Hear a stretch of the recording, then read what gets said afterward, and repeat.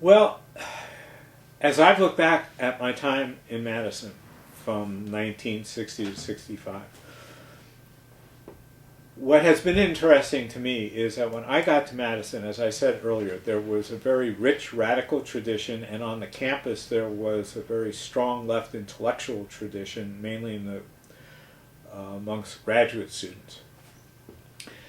And while I found that kind of intellectual discussion and debate interesting, to me the challenge was to build the bridge between the campus and the community, and also to see if there was some way to connect with the workers in southeastern Wisconsin. And not everybody around the Socialist Club or other parts of the left liberal parts of the campus, were that interested in doing that, but others were. And so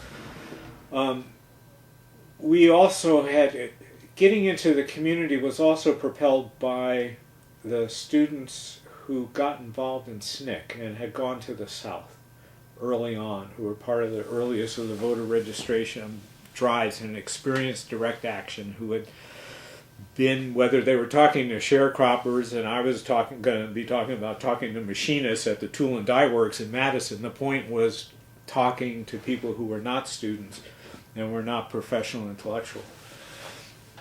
And we started by 1963 to really have some breakthroughs in those kind of alliances. I mentioned this organizing drive with the Teamsters. It was a bunch of students who started with, I can't remember who it was, but somebody got a part-time job as a student at this Coca-Cola warehouse, and just opened the possibility, when they were talking about how terrible the pay and conditions were, well, why don't we organize the damn thing?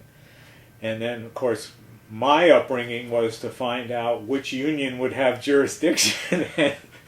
So we ended up talking to the Teamsters, and we got interest in the sense, you all go do it, and we'll take over.